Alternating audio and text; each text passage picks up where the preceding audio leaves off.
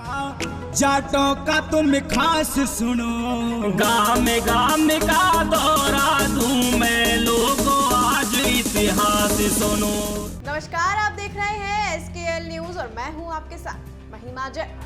ये कौम कीर्तिमान है, विशाल है, महान है, बहादुरी की शान है, असीम शक्तिमान है, ये विश्व दीर्घ पाठ है, विशाल है, विराट है, जहां भी एक जाट है ये कौम विद्यमान है। हुई मसल मशहूर विश्व में, 8 फिरंगी 9 गौरा, लड़े किले की दीवारों पर खड़े जाट के 2 छोरा।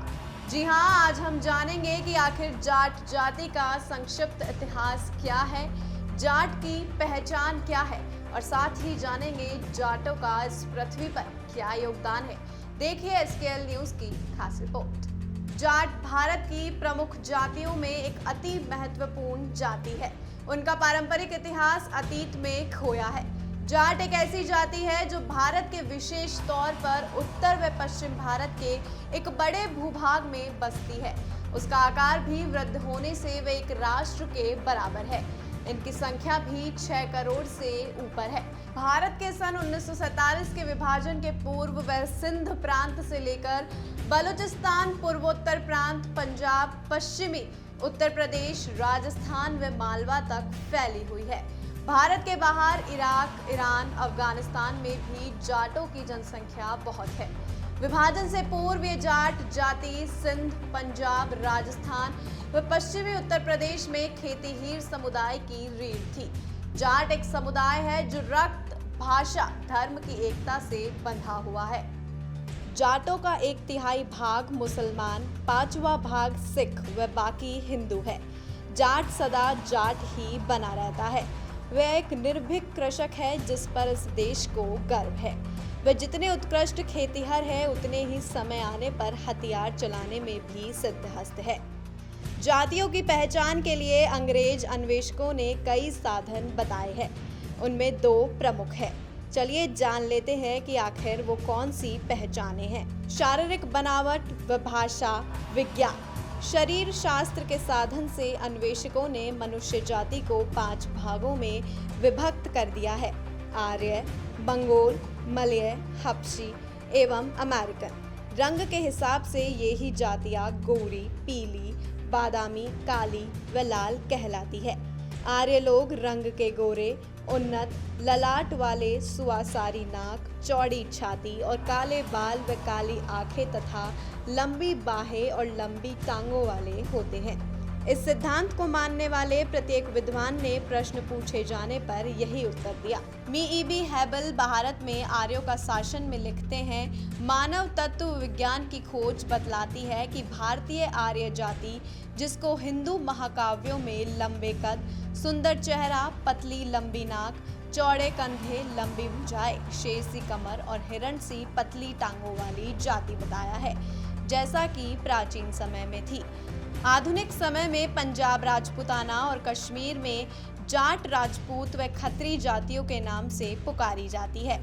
आगे यही महाशय लिखते हैं कि भारतीय आर्य जाति के वंशधर आज भी राजपूत, खत्री व जाट है, जो पंजाब राजपूताना और कश्मीर में बसी हुई है।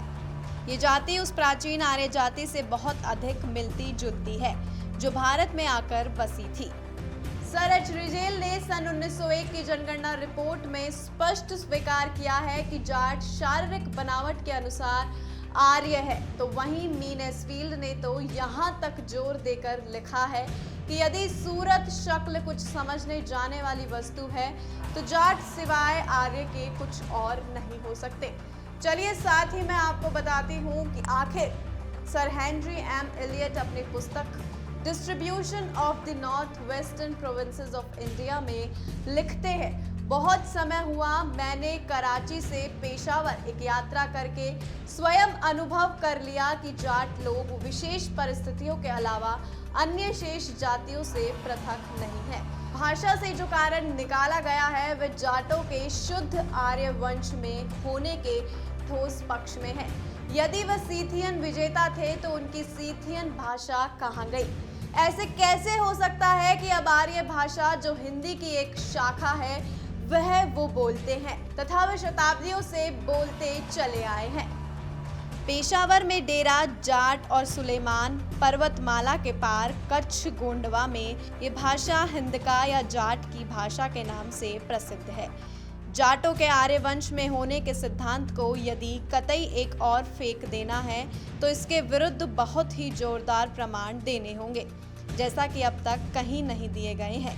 शारीरिक गठन और भाषा ऐसी वस्तु है जो कि केवल क्रियात्मक समानता के आधार पर एक और नहीं रखे जा सकते, खासकर जबकि वे शब्द जिन पर समानता अवलंबित है हमारे सामने आते हैं वे यूनानी या चीनियों से भिन्न पाए जाते हैं। इन पहचानों के अलावा धार्मिक भावनाओं और रस्म रिवाजों की भी एक पहचान है।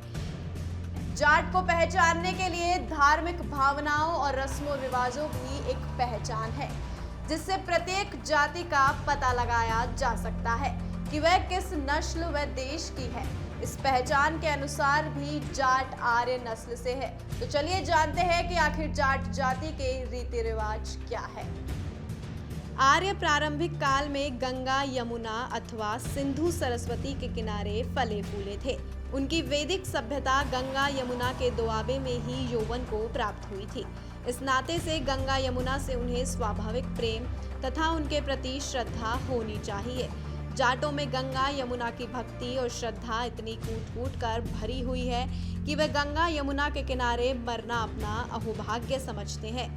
आज उनमें से कुछ लोग गंगा यमुना से हजारों मीलों की दूरी पर बसे हुए हैं, किंतु मरने वालों की अस्थियां गंगा यमुना में ही प्रभावित करते हैं।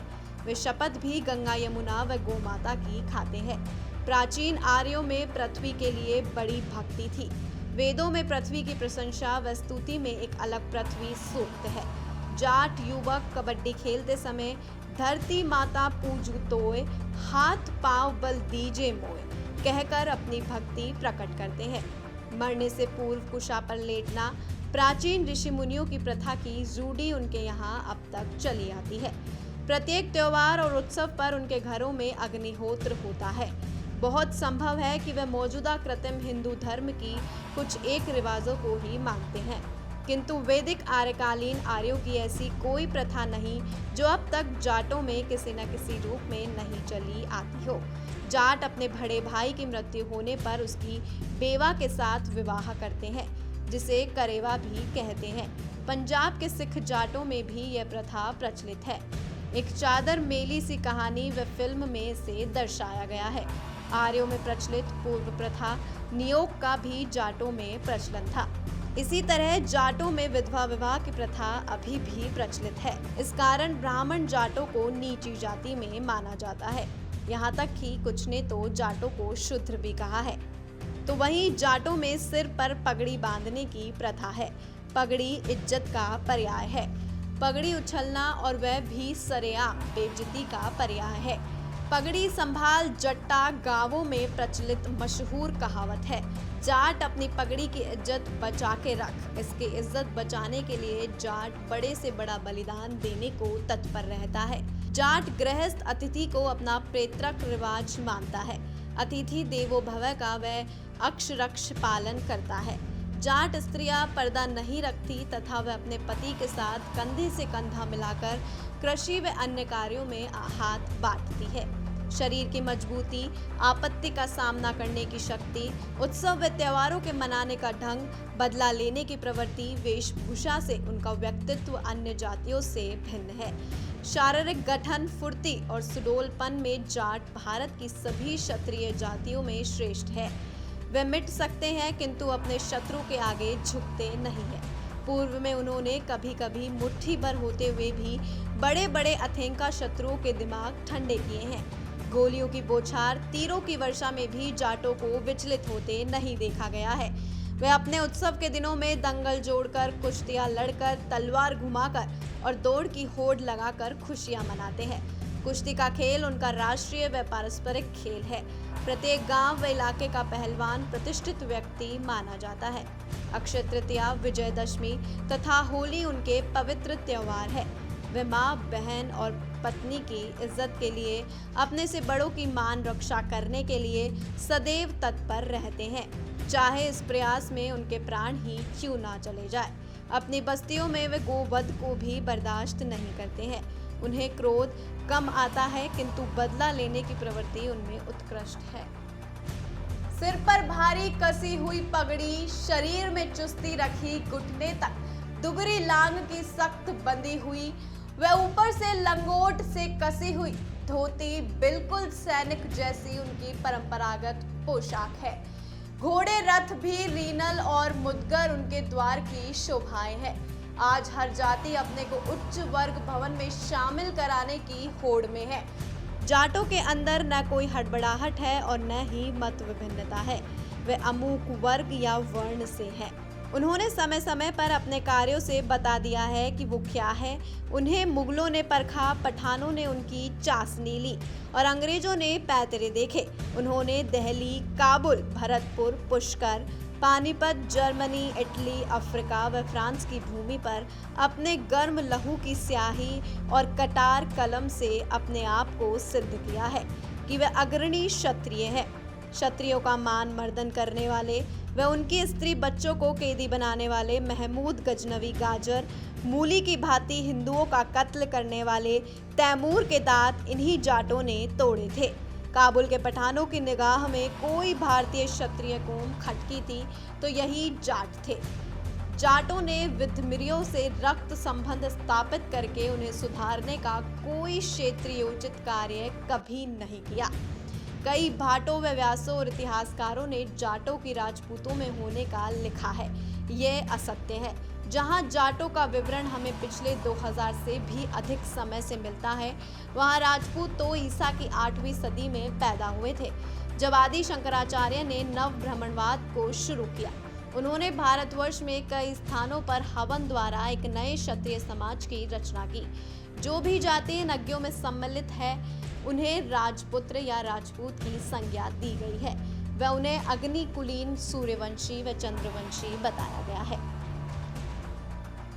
फिलहाल के लिए इतना ही। जाटों के संक्षिप्त इतिहास के बारे में जानने के लिए देखते रहिए SKL न्यूज़। नमस्कार।